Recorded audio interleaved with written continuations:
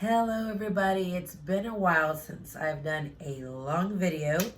There's a lot that has been happening, or that a lot has been happening. That doesn't even make any sense. Hello everybody, it's been a long time since I've done a long video like this one. So excited that I made it through my first week of school. Yes, we only had 3 days of school this week because we just started, but it's been amazing. It's been a whirlwind, but it's been amazing. And I just wanted to share my experience because I can say I know how it feels to be a first year teacher, even though I'm not a first year teacher. Let me explain. If you have watched my previous videos, I have been teaching over 20 years, okay? And I used to teach middle school. Yes, I used to teach middle school. I taught middle school for 11 years. But previously, I taught elementary. But in the previous elementary years, it was a coach or physical education coach for the younger students. I did that for 9 years, and then I take it back. It was a small school, so I was PE coach in the afternoon, and then I was a higher order thinking skills teacher in the morning, and then they said you're going to be a reading interventionist. So I was like, okay. So I went to training, became a reading interventionist, and then I left to homeschool my own children because one of them had a difficulty in reading, and I really wanted to help them. And so I did that, and then I returned to school, and I was hired as a middle school teacher, and I taught middle school for, again, 11 years. Doing English language, Sorry, okay. It's been a long day. English language arts and reading teacher. Okay, so that was at a different school district. The reason I say it's like I'm like a new teacher because I am in a new district. And a new grade level, an elementary grade level. So yes, it was like I was a new teacher because I had to learn a whole different way of teaching, I guess, because they're younger children, and just the culture of the school is different as well. So it was kind of like being a new teacher, and I had to learn the ins and outs and how they did things, or they do things. Well, like I said, I had to learn how to do things in a new district, and it's a bigger district. So yes, they do things differently. I mean, I know what it's like to be in a big district. I used to be in a big district the first 11 years, and then I went to a smaller school district this past 11 years.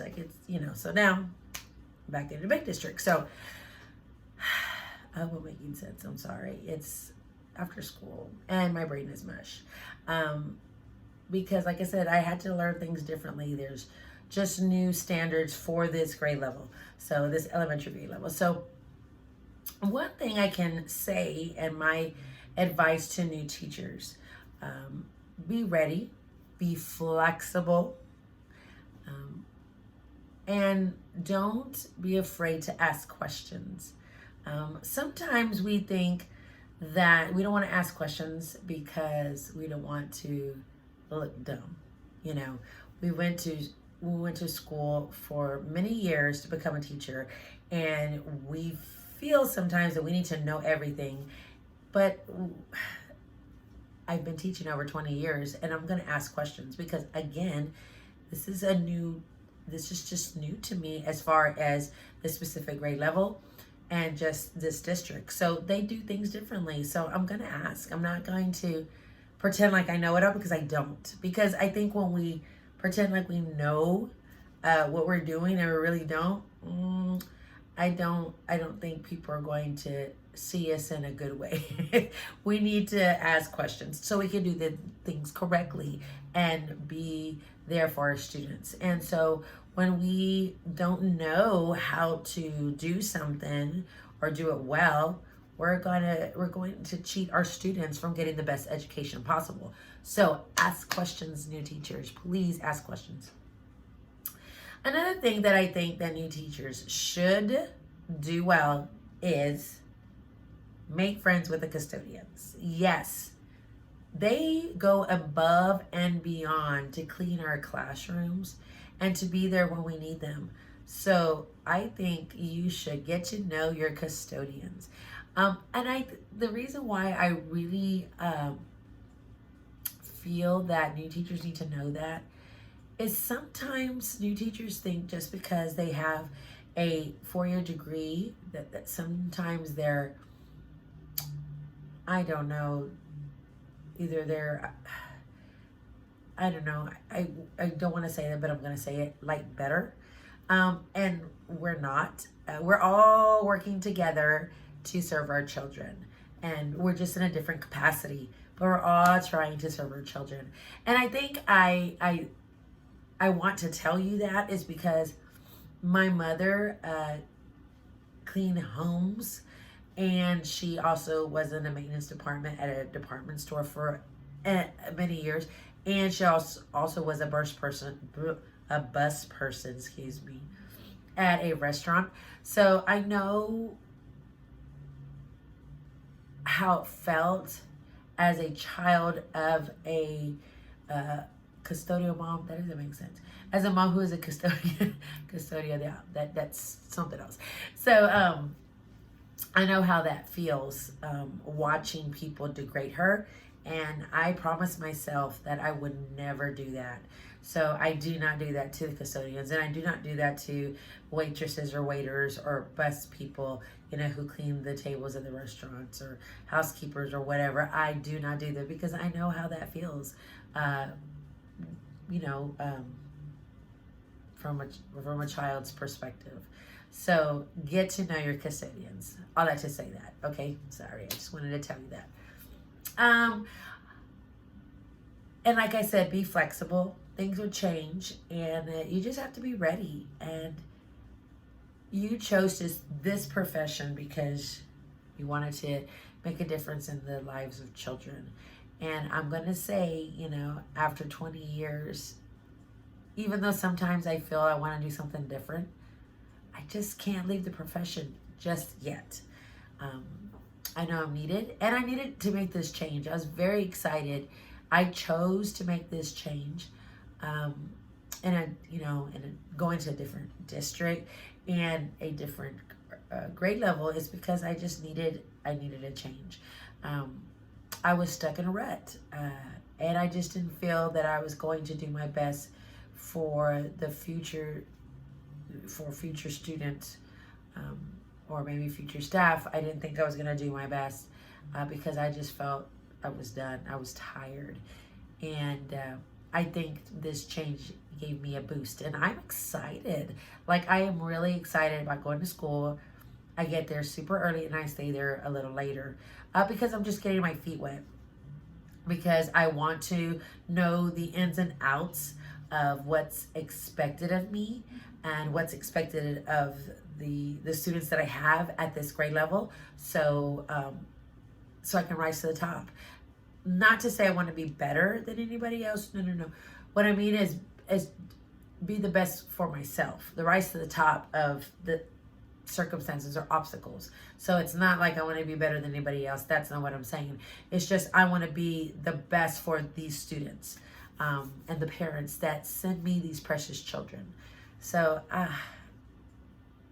if I know they say that there's a big teacher shortage, and there is,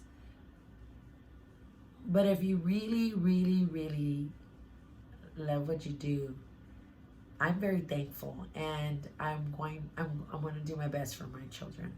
And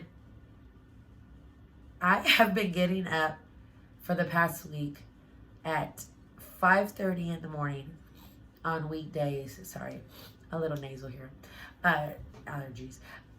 I've been getting up early to exercise, and I've been exercising for 30 minutes. And I've been just drinking water, and I'm doing this water challenge for 30 days because I need to get my energy level up. I need to do it for these kids. So it's been really helpful because I am not a morning person.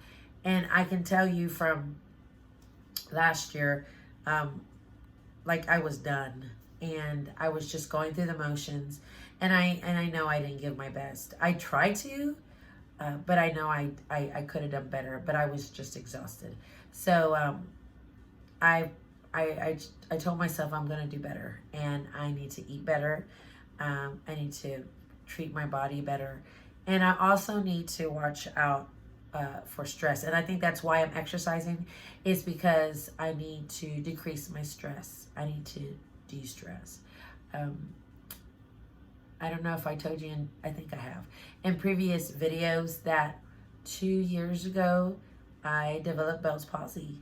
I was just so stressed out, and I was paralyzed one side of my face for about 2 weeks. And that was just really, I thought I was having a stroke.